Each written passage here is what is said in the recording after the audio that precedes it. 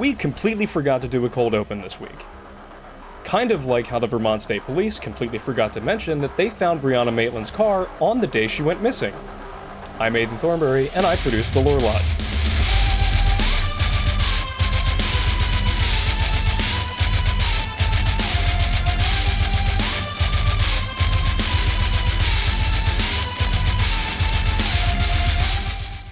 Harry and Mike Dutchburn awoke to the sound of someone calling out for them. It was around 2 in the morning on January 31st, 1986, and while the disruption was inconvenient, it wasn't out of the ordinary. The two brothers had been receiving unexpected visitors at their rural Vermont farmhouse for as long as they could remember, most of them stranded drivers who came around the bend too quickly and ended up in a ditch, needed a flat tire changed out, or, in this case, simply required a can of gas to get them into the next town. But tonight, something was different. The man outside the door had called out to Harry by name, and yet it wasn't a voice that either of the brothers recognized. The brothers replied from inside the old house, telling the stranger they didn't have any gas to share, only for the mysterious stranger to begin pounding on their front door.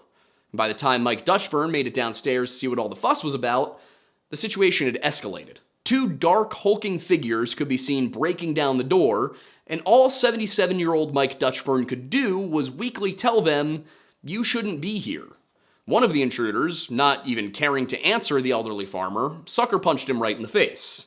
It was at that moment that Harry, 2 years his brother senior, entered the room, only to be knocked out cold by his own wooden cattle prod. Mike managed to resist the intruders for several minutes, but he was quickly overpowered and left bleeding on the floor. Now you see, the Dutchburn brothers were known around the area for their aversion to credit lines and just banking in general, a habit which might have led people to believe that they kept large sums of cash either on their persons or hidden around the property, and it didn't take long for the intruders to validate their suspicion. Harry reportedly had around $7,000 in $100 bills on his person, though the reason for carrying that amount in his nightshirt has never been properly explained, and after relieving him of his financial burdens, the burglars made off into the night. The brutal beating left Harry incapacitated, but after over 3 hours of suffering on the kitchen floor, Mike managed to make the Herculean effort of crawling out to their new Chevy pickup.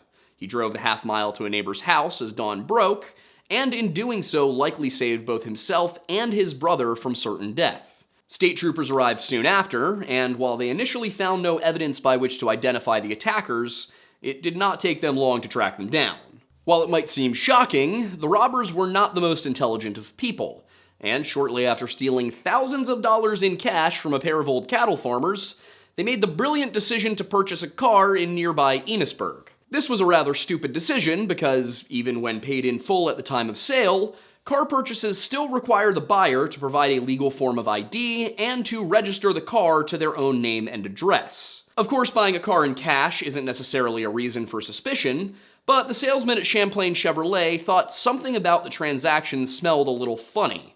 Specifically, the cash itself. So, when Detective Sergeant Bill Northrup of the Vermont State Police put out a notice to all local businesses to be on the lookout for $100 bills with a strong barn odor, the dealership quickly connected the dots. And as a result, 39-year-old Darrell Clark and 33-year-old Louis Gilbo were apprehended, charged, and convicted within the next 18 months. Making this a rare case where the criminals would have almost certainly escaped justice if only they'd thought to literally launder the money. As for the Dutchburn brothers, they never fully recovered from either the psychological or the physical trauma associated with the attack, and while they did return to their home for some time, it wasn't long before they opted to move to a full-time care facility. Mike passed away in 1991, and Harry followed in 1999, and for nearly 20 years their home stood untouched. A solemn reminder of the cruel events of that cold January night in 1986. That all changed on March 20th, 2004, when a Vermont State trooper pulled into the driveway of what had come to be known as the Old Dutchburn House. He didn't know it yet, but he was about to become the first law enforcement officer on the scene for the second major crime to occur at that property, an unsolved mystery which haunts the people of the Green Mountain State to this day. As he stepped out of his patrol car and approached the home, he saw what had prompted the call. Backed into the side of the dilapidated structure, apparently at a high enough speed to break through the wooden siding, was a car.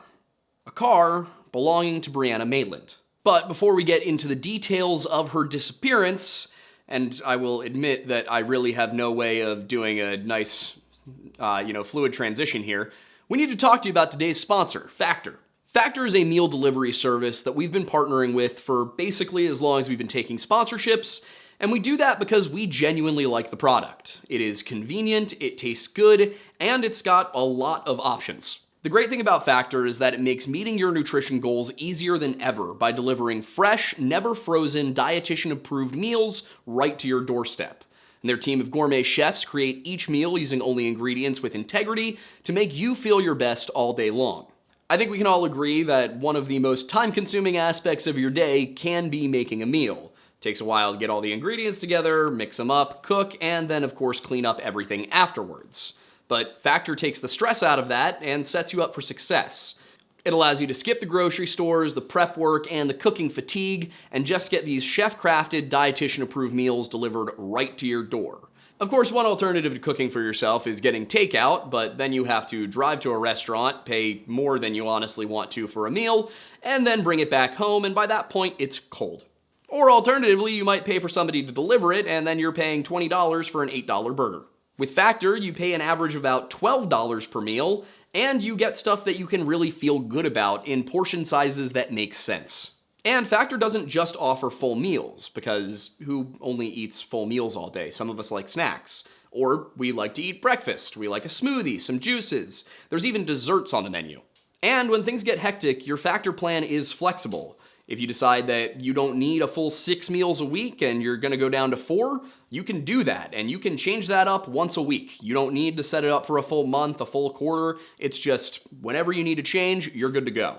And as much as I got made fun of for it for last time, I gotta say the gourmet meals are worth it. Again, microwave steak sounds silly.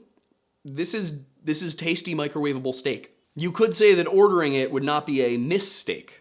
I would certainly say so myself, because Factor saves me a lot of time, especially when I'm making videos like this, which had me up until 3:45 in the morning last night. There are no takeout places open at 2 a.m., and I don't feel like cooking that late at night. So if you'd like to see for yourself why it is that we here at the Lore Lodge love Factor, you can head to factor75.com or click the link below and use code 50LoreLodge to get 50% off your first Factor box, as well as free shipping. Again, that's code 50LoreLodge at factor75.com to get 50% off plus free shipping on your first Factor box.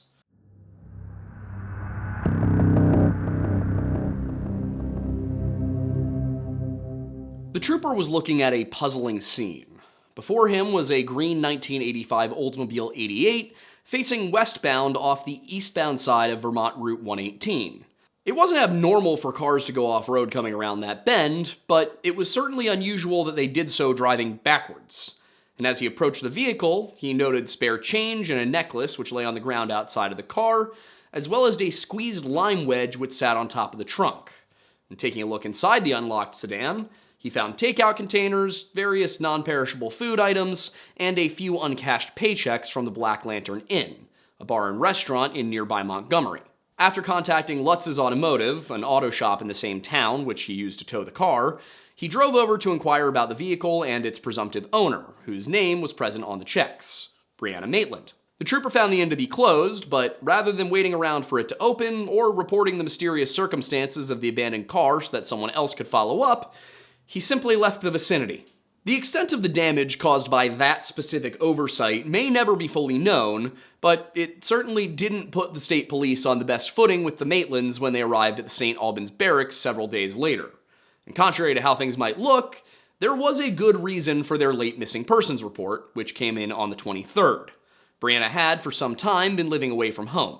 At the time of her disappearance, she was staying with a friend named Jillian Stout in Sheldon, a town about 20 miles west of Montgomery and 12 miles southwest of her parents' home in East Franklin. And this was not because of any particular issue. The Maitlands simply lived in a very isolated part of Vermont, where Brianna's social and job opportunities were limited, and she wanted to live in a place where she could interact with people her own age and get out of the house. She maintained a good relationship with both parents, and while she didn't own a cell phone, she did communicate with them frequently enough, even going home every now and again to spend time with her family.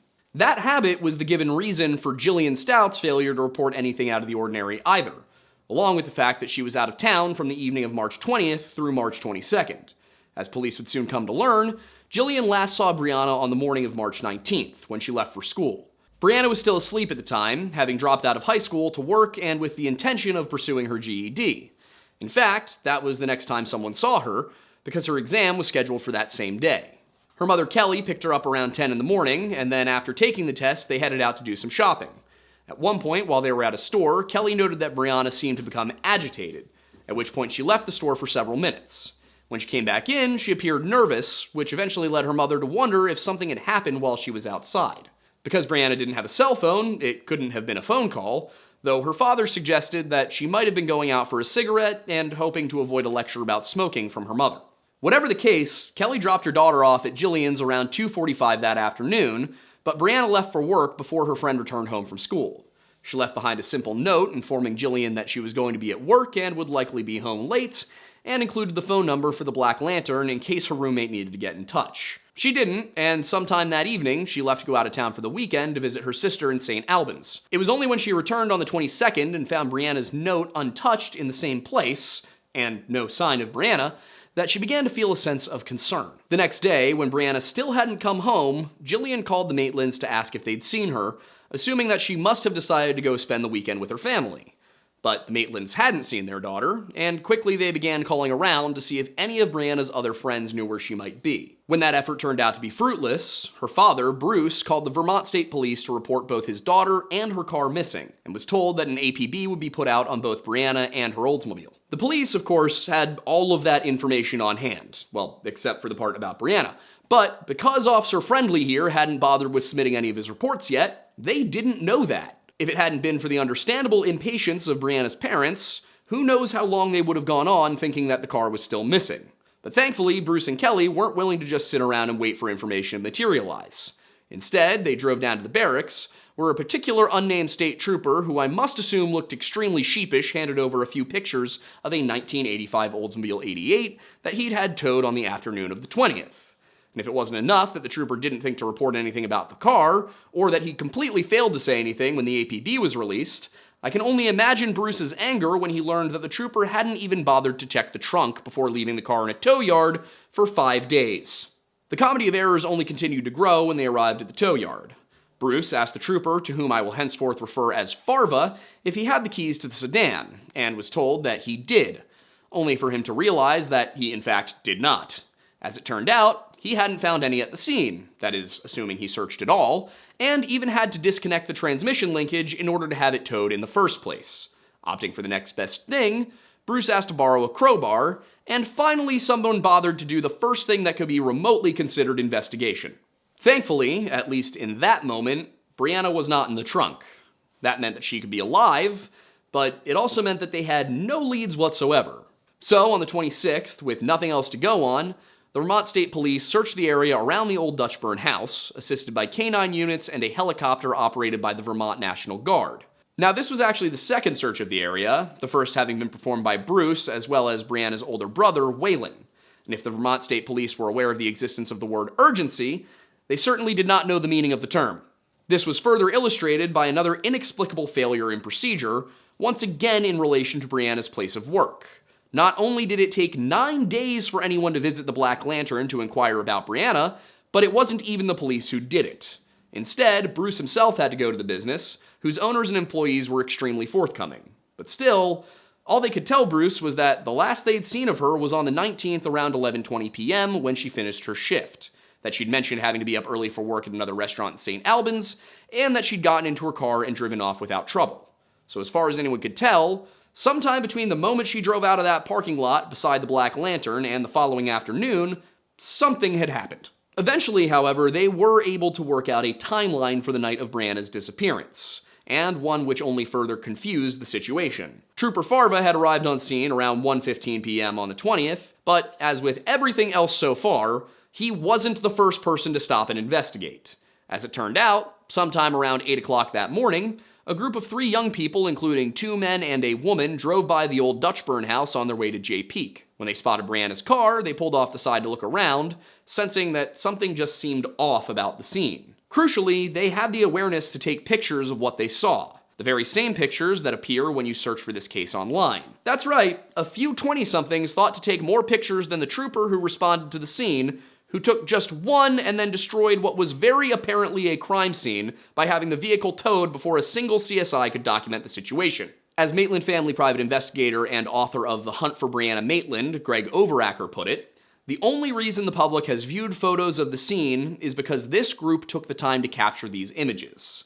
And they were also able to clarify some details, such as the distance between a coffee cup found on the ground outside of the car and the change nearby, which they said was about 5 feet away. But this still wasn't the first time anyone had come across the vehicle. According to Overacker, beginning shortly after midnight, people spotted Brianna's car backed into the abandoned building. And while they didn't initially contact authorities, they later told investigators that they recalled Bree's headlights and directional signal being on. And this was a change from the scene photographed by the group who spotted the car at 8 a.m., as well as what Trooper Farva saw when he got there that afternoon. Ultimately, a total of 4 more witnesses would come forward, including a man who was on his way to visit family, a boyfriend and girlfriend, and last but certainly not least, someone who actually knew Brianna very well. In his initial statement, the 4th and final known witness to the scene of Brianna's disappearance described coming across the car around 4:30 a.m. on the 20th, and he explained that he didn't contact the police because he was on his way home from a party in Canada and had been drinking. Afraid that he would be arrested for drinking and driving, he instead turned off the headlights and directional signal, closed the apparently open front doors, and drove off into the night. The young man's story would go on to change several times, though mostly with regard to where he was coming from and at what time he saw the abandoned car, but as you might expect, there appears to have been very little investigation into the possibility of his involvement in her disappearance. There should have been, because that witness, a young man by the name of James, was Brianna's on and off boyfriend, and there may have been trouble in paradise.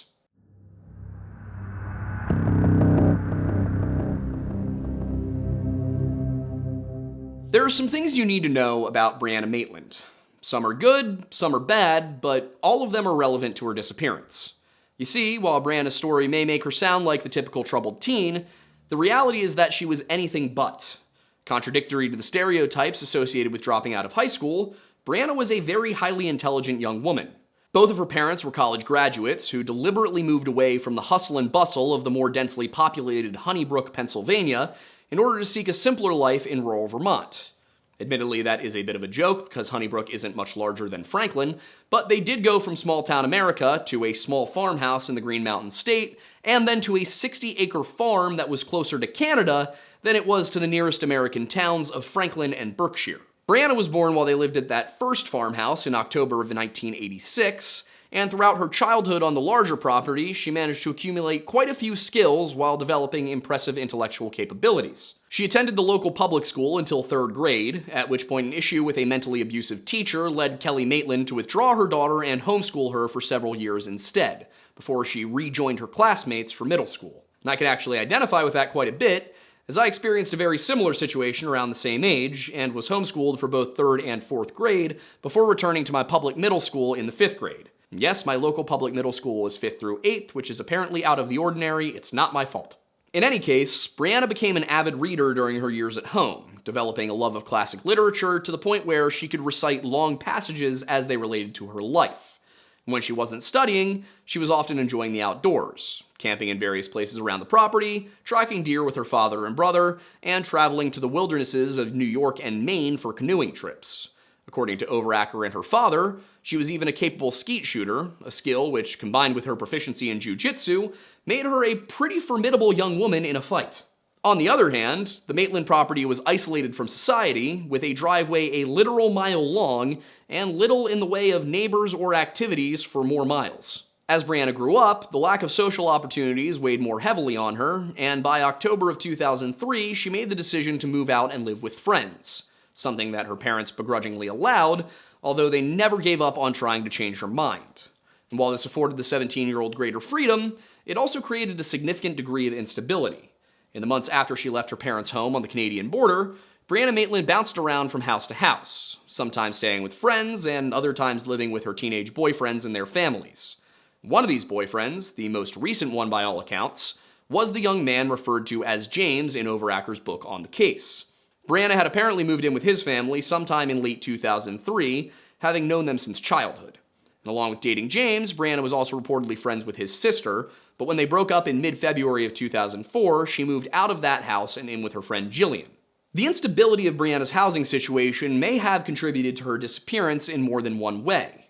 At the time, a severe substance epidemic was developing in rural Vermont, fueled by dealers who operated out of cities such as New York, Albany, and Boston. And according to Overacker, these vultures targeted teenagers, loitering outside of high schools and the few places teens could gather for social activities, like movie theaters, diners, and ice cream shops.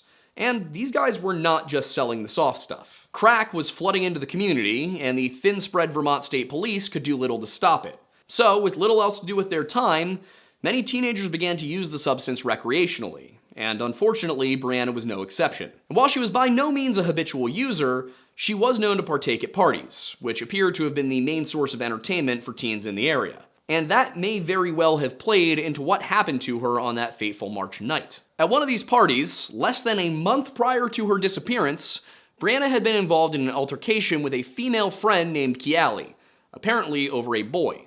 And as it turned out, Brianna had spent time with Kellie's boyfriend, which I believe is Overacker's way of politely saying they'd hooked up. As witness reports go, for hours, Kellie had been trying to taunt Brianna into a fistfight, with these witnesses telling investigators that the latter girl tried to defuse the situation over and over again, which eventually led to her leaving the party and going to sit in a car belonging to James, with whom Overacker suggests she'd rekindled a relationship. Then, around 2 a.m., Kellie reportedly confronted Brianna as she sat in the passenger seat waiting for her now on-again boyfriend, and when Brianna rolled down the window to speak with her, Kellie punched her in the face twice. Brianna refused to fight back, despite being very capable of doing so, and instead left the scene and began walking down the road, where she was eventually picked up by a couple of friends.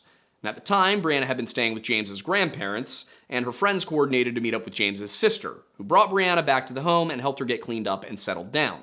The next day, Brianna contacted her parents to tell them about the fight and have them take her to the hospital. And then later, a friend named Shauna LaBelle, one of the only friends that Overacker names in full, drove her to St. Albans to report the attack and file charges. And this episode, in my opinion, deserves more attention than it actually received. You see, when Brianna went missing on the 20th, it caused a bit of a hitch in the legal system. Kellie had a right to face her accuser, and with that accuser nowhere to be found, the case could not proceed. It would have been a different story if a body had been found, but since this was just a missing person, Kellie couldn't be charged with anything beyond the initial assault and battery, and the charges were dropped as a result. And this is what we in the business call motive. Overacker, however, doesn't think Kellie was responsible, and while his book never names a suspect, he does say that he believes he knows who took Brianna, and that his name is written within the pages of this book. Now, I do not have nearly as much information as Overacker does, but I do find some fault with his reasoning regarding the dismissal of Kellie's possible involvement, for much the same reason that I disagree with Lou Smith regarding the JonBenet Ramsey case. Beyond the unlikely reasoning that she somehow decided a couple of punches were inadequate for the situation, writes the PI, and that committing murder, going from a minor offense to potentially spending the rest of her life in prison, would be more appropriate, there are a few other reasons not to suspect Kellie. His first reason is that, despite the seriousness of the altercation, she and Brianna were pretty good friends. He concedes that all of her friends at the party may have been unhappy with Bri, but most of them also said that they loved her, would have done anything to resolve the situation, and that it would have blown over on its own. She also reportedly gave brutally honest answers during interviews with police over the years, some of which were for other offenses, and included statements readily admitting that she would have fought with Brianna again under the same circumstances. Additionally, as Overacker himself explains, Kellie was arrested for other serious offenses in 2012 and 2013. In the 2012 case, police said Kellie LaCrosse of Berkshire was part of a group that entered the home of Samantha Thompson, got into an argument with a man named Dustin Burns, and in the ensuing altercation, LaCrosse struggled with the homeowner Samantha Thompson. According to the local NBC affiliate, the 44-year-old Thompson received a bite on the leg from LaCrosse, who was arrested on burglary and simple assault charges. That, to me, does not suggest a great deal of self-control. But the part that really stands out is who the other suspect sought by police was. It was a man by the name of Trevor LaCrosse, who in 2019 was 29 years old, meaning he was most likely either a brother or cousin of Kellie. And that is two violent criminals in one family, and repeat offenders at that. And while anecdotal, another important detail about this incident comes from Shauna LaBelle, the same friend who drove Brianna to the police station after the attack. In 2011, she told Investigation Discovery's Disappeared that she spoke to Kellie after the attack and asked her what was going to happen with the assault case. And according to Shauna, Kellie smugly replied, "Well, nothing's gonna be happening because Bree's not around right now." Between the repeat offenses, the total lack of remorse, and her allegedly smug remarks to one of Brianna's best friends, I can't help but feel like Overacker is giving this woman entirely too much credit. As with Lou Smith's opinion that parents don't do that to their children, Overacker almost seems to believe that teenage girls aren't capable of heinous crimes, in spite of the evidence to the contrary. The fact of the matter is that young women can be killers, they can convince their male acquaintances to kill on their behalf, and the presence of drugs in the equation only makes both of those possibilities considerably more likely. Kellie LaCrosse is not a non-violent person, as her criminal record plainly shows, and clearly, she doesn't feel sorry about what happened, something that Overacker himself acknowledged. I also think it's worth noting that James, who was present as Kellie apparently rightfully accused Brianna of hooking up with her boyfriend just days earlier, didn't bother to even go looking for his girlfriend after she disappeared. It's possible that he may have been arguing with Kellie's boyfriend, but there doesn't seem to be any evidence of that. Their relationship was obviously rocky, having ended and restarted within 2 weeks since their Valentine's Day breakup, but he may have perceived what she did as cheating. Regardless of whether or not he would have been correct to do so, it also plants possible motive on him for harming Brianna, especially when you consider the fact that his story changed a number of times when police questioned him about finding the car. First, he was on his way home from Canada and saw the Oldsmobile at 4:30 a.m. But when he last spoke to police, he told them that he was just coming home from a friend's house and that he saw it at 2:30 a.m. Those aren't minor changes. And in either case, one would expect that he'd have come forward the next day or called police when he arrived home, since his explanation for not calling right away was that he was worried about being arrested for a DUI. His behavior is unquestionably suspicious, and I think it's relevant that he said he was coming home from Canada the first time, and that he truncated the timeline by the time they finished interviewing him. All of that said, the Vermont State Police know more than I do, so it is possible that something they haven't released rules those people out.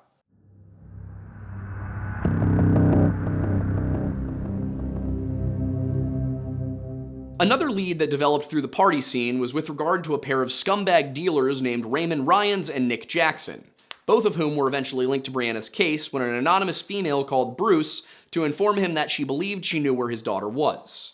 It was mid-April, and by this point in the case, the relationship between the Maitlands and the police had soured for numerous reasons. For one, police had told the press that they believed Brianna may have owed a drug debt, that she was some kind of either mule or habitual user, or that she most likely just ran away on her own, while having absolutely zero evidence that any of that was true. Her parents were furious about the lack of police attention, so when that call came in, Bruce, being the absolute action hero he is, called the troopers to let them know about the tip, telling them that if they didn't investigate it, he was going to do it himself. He and a friend were armed and ready to go, and they gave the Vermont State Police the ultimatum that they had an hour to handle it, otherwise he would. Perhaps finally realizing that avoiding any investigation of foul play wasn't a good strategy. I want you to keep in mind, they did not start telling the media they were considering foul play until June. They sent a squad, including state troopers, Fish and Wildlife, and Border Patrol, over to the Reservoir Road house indicated by the tip. While they didn't find Brianna or the root cellar that she was alleged to be in, they did find the 28-year-old Ryans and 26-year-old Jackson hanging out with a 17-year-old Stephanie Machia, as well as coke, the devil's lettuce, guns, and paraphernalia. All of this was in plain view, and though the men denied any knowledge of Brianna's whereabouts, they were arrested on drug and gun charges all the same. And that would have been at least one silver lining, if not for the fact that they were both released without bond and allowed to go right back to what they were doing, just elsewhere in Vermont. Later that year, Ryans fled the state and returned to New York, where he was apprehended by U.S. Marshals and extradited back to Vermont for sentencing. And I want to be clear, that only happened because Bruce went to the U.S. Marshals and asked them. Vermont's Fugitive Task Force told him they could never find him in New York. In yet another shocking miscarriage of justice, Ryans would actually get a plea deal in exchange for telling police what he knew about Brianna, which turned out to be absolutely nothing of value. And he was given a sentence of 1.5 years, all but 45 days to be suspended for the drug and gun charges. The 45 days were considered time served, and he was released. Then it got worse because they let him take a polygraph in exchange for having the charges dropped entirely. Overacker writes several times that he believes the Vermont State Police did their best, but if this is their best, I don't want to even think about their normal. As for why Ryans left the state and why he was given the opportunity to make that plea deal in the first place, it turns out that he moved to Burlington, where he and his girlfriend Legia Collins sold crack as one happy family until Collins was murdered by a woman named Ellen Ducharme. Ducharme was eventually questioned with regard to Brianna and told police that she knew nothing about her, then that she not only was familiar with her, but that she was sure Ryans had killed her. All of this was accompanied by a series of inconsistent statements from a woman who committed a homicide while on a 3-day crack and alcohol bender and then had her boyfriend hide the body. No evidence ever emerged to suggest that Ryans was associated with Brianna's disappearance, despite immense police efforts to tie him to the crime. And while Jackson's ex-girlfriend accused him of being involved until the day she died, the police couldn't back up her claims either. I considered including the entire Ducharme saga in this episode, but it just appears to be so entirely irrelevant to the case that it would have been a waste of time and resources. It's all just the self-contradictory ramblings of a legitimately insane woman who hasn't been stable since the 1980s. However, Ryans wasn't the only miscreant suspected of involvement. Another young man by the name of Jorge Soto, who went by the street name The Joker, was released from prison just 3 days before Brianna's disappearance, and almost immediately began telling everyone who would listen that he killed her. Soto was questioned by police, which really doesn't seem like a given in this absurd case, after reports surfaced regarding his claims that he buried her body in a cornfield behind a St. Albans property. It didn't take long for police to rule him out. The guy was clearly nothing but a small-time drug dealer and general douchebag who was trying to make himself look tough, which happened to be the very explanation he gave police regarding those claims. Overacker did some background work on the Joker and found that he had a pattern of doing this kind of thing, and also that it was essentially impossible that he could have known Brianna prior to her disappearance.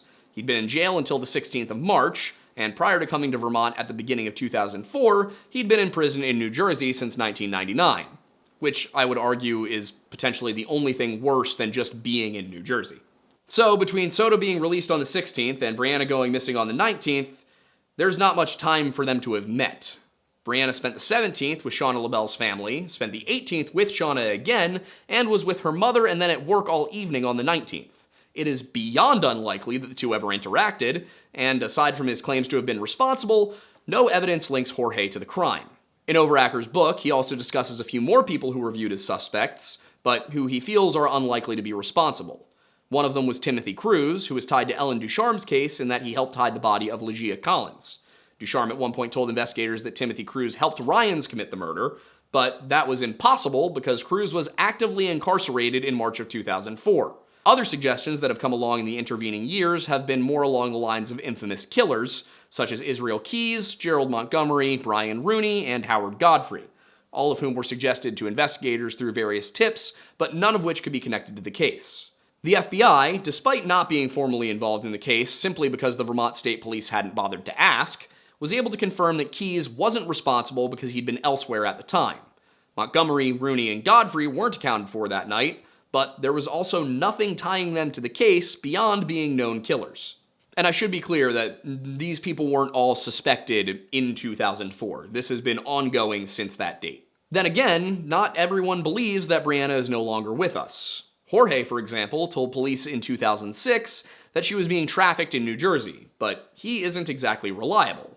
However, that same year, a casino security camera did capture footage of a woman who bore a resemblance to the missing girl, who would have been 19 years old by that point. The sighting was actually reported by a Vermont man visiting Atlantic City, but after viewing the tape, Brianna's parents weren't confident the woman in the footage was their daughter, nor does there seem to be any explanation as to why she would have been there in the first place. It didn't appear that this woman was being held against her will, and she was actively playing cards at one of the tables. Employees who were shown pictures of Brianna didn't recall seeing her there, and nothing further materialized even after stills from the video were shown on news stations across the Northeast. Even if it were her, the question would still stand out of how she ended up there and what happened on the night she went missing. And as for that answer, there are several theories.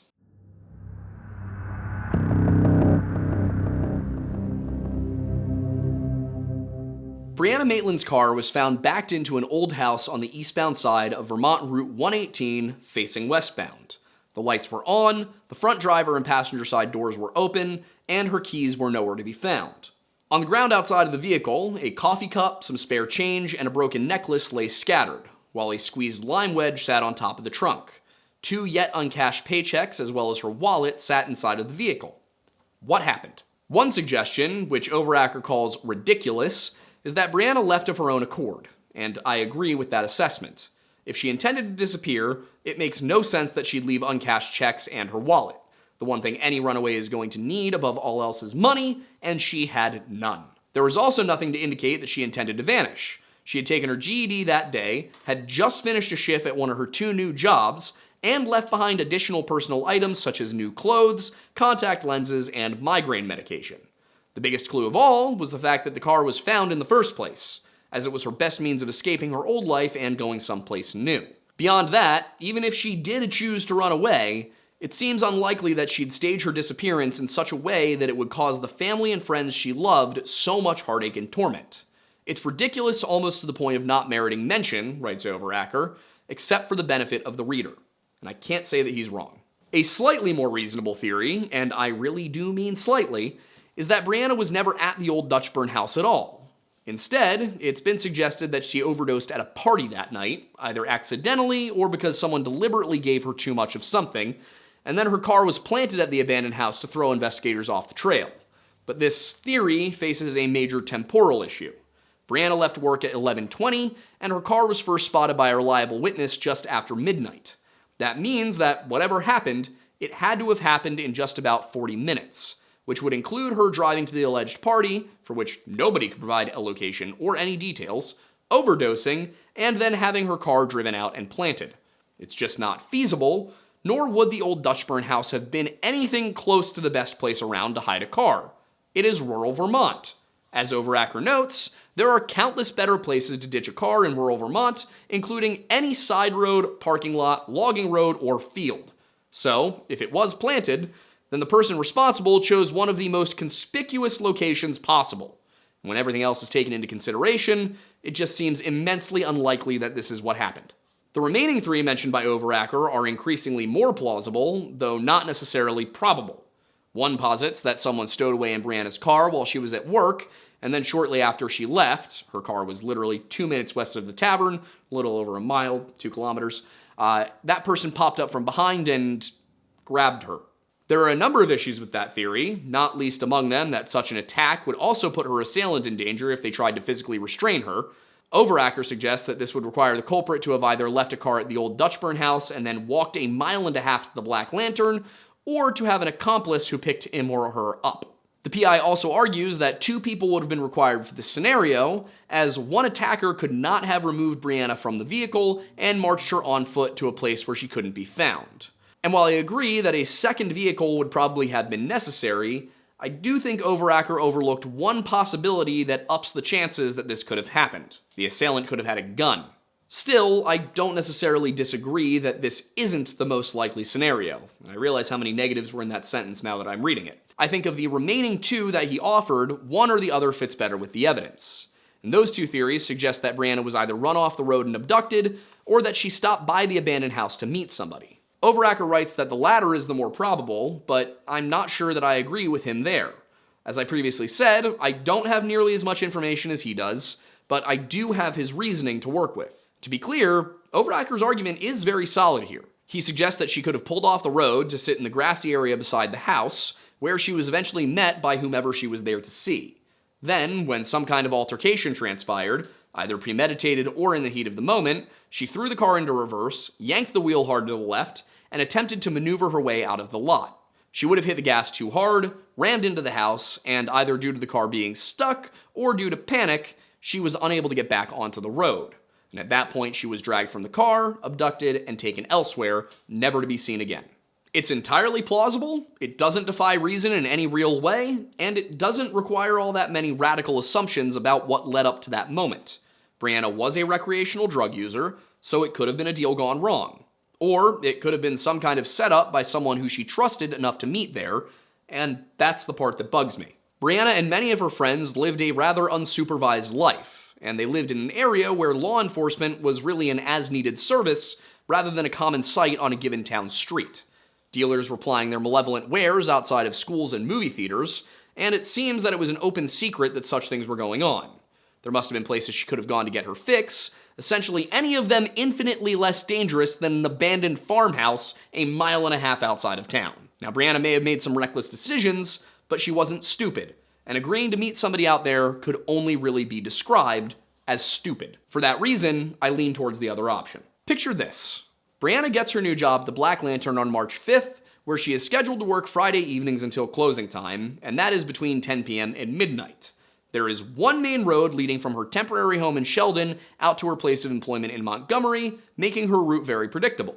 Shortly after she leaves for work on the 19th, she approaches the bend where the Dutchburn house sits. As she passes the house, a vehicle emerges from Dutchburn Farm Road on the north side of the highway and blocks her path, forcing her to drive off the road and into the grass. Knowing her ancient Oldsmobile isn't going to be reliable in a drag race, she decides to back up, cut the wheel, and attempt to head back east towards Montgomery, where she can seek refuge with her co-workers at the Black Lantern. Unfortunately, in her panicked state, she overdoes it on the accelerator and finds herself slamming into the Dutchburn house. Before she can get her bearings and try to remedy the situation, the occupants of the other vehicle are on her from each side, dragging her from the car as she tries to fight them off.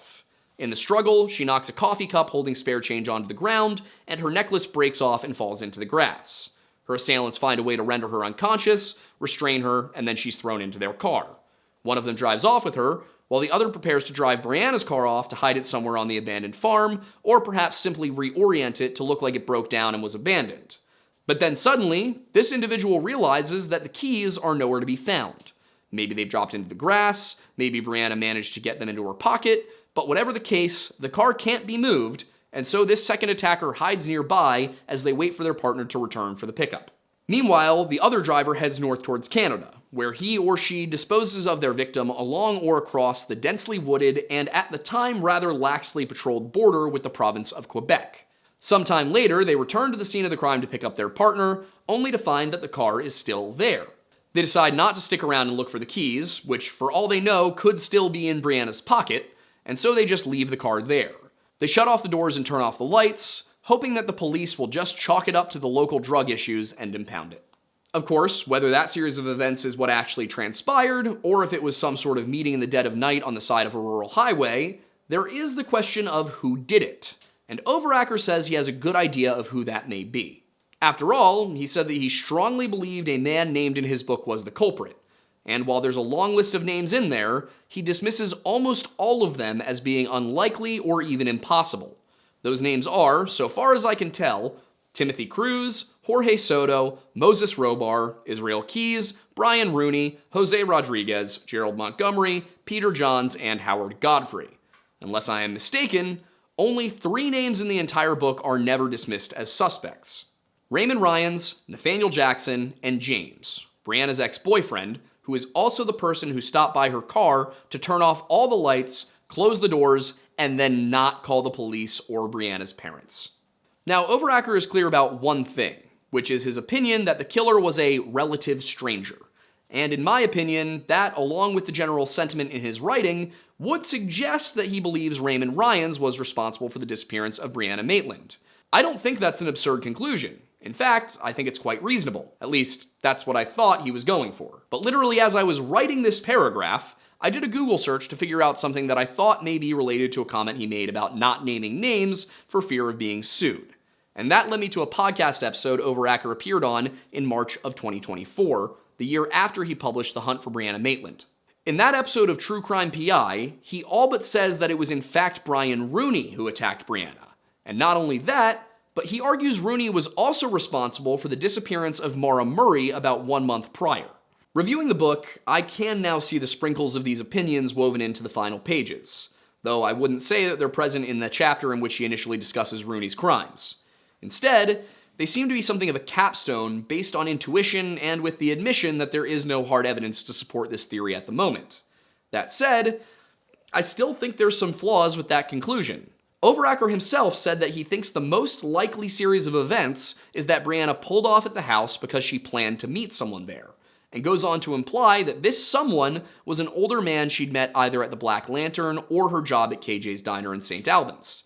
Yet in this podcast appearance the following year, while clarifying his opinion from the book, he argues that she hadn't planned to meet Rooney, though she had encountered him before and had even taken a liking to the somewhat charming older man, and that he did in fact intentionally run her off the road, presenting a very similar version of events to the one I formulated. To be clear, I'm not saying any of this to disparage Overacker, or to say that I think he's necessarily wrong. If anything, I'd love to have him come on our live show to discuss his findings and answer some clarifying questions so that I can better understand his perspective. As for my own hypothesis, I personally think that ruling out Brianna's own friends is premature. I think that a lot of people, men in particular, don't understand or don't want to believe that young women can be just as vicious as young men, and especially when it involves romantic conflicts. I think the fact that Kellie LaCrosse went on to commit more violent crimes is relevant. I think the fact that she expressed no remorse for hitting Brianna over a teenage relationship, even when asked about it years later, is relevant. Moreover, I think the fact that James didn't do anything to protect Brianna or get her help, either on the night of the assault at the party or after finding her car, is relevant. In fact, this isn't even the first case we've covered in which it seems plausible that a mixed-gender group of young people could have been responsible for the death or disappearance of one of their friends, just as with the case of Tommy Booth, right here in southeastern Pennsylvania. Depending on the status of James and Brianna's relationship at the time she seemingly hooked up with Kellie's boyfriend, it could very well be that both James and Kellie felt they'd been cheated on. And when you throw hard drugs into the mix, who knows what could have happened. But as always, we are very curious to hear your thoughts on the case. We have kind of started crowdsourcing our research to an extent in that, you guys might notice gaps in my logic, or you might know of things that I didn't find in my research. So we genuinely appreciate it when you guys provide that information to us, even if it comes in the form of constructive criticism. We try to take that as well as we can. So if you think that we're wrong, please tell us. And if you think that we're right, please shower us with praise. Or instead of doing that, you can support us by heading over to patreon.com and subscribing to the Lore Lodge for just $1 a month. We are working on bringing more exclusive content over there, including blooper reels from these videos. They will compile all of the videos from a given month, take all the funny stuff that didn't make it into the video, and, put it in a place where we're less likely to get in trouble for it.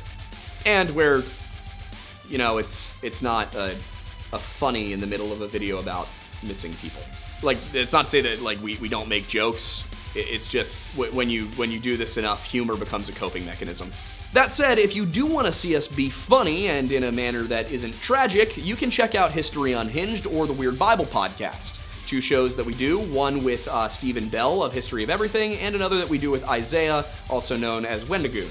But if you'd just like to throw money at us, you can do so by going to bunkerbranding.com and purchasing any of our t-shirts or hoodies, or you can head over to tableauroastingco.com to buy our coffee, Mount Pocono Perk. It is delicious. I designed it myself. I was the barista for many years. You know the spiel. You can also catch myself and my beautiful producer, Aiden Thornbury, over there. He's off camera. You can't see him, but sometimes you can hear him, live on Monday nights at 7 p.m. Eastern to discuss these very cases. And sometimes we have guests.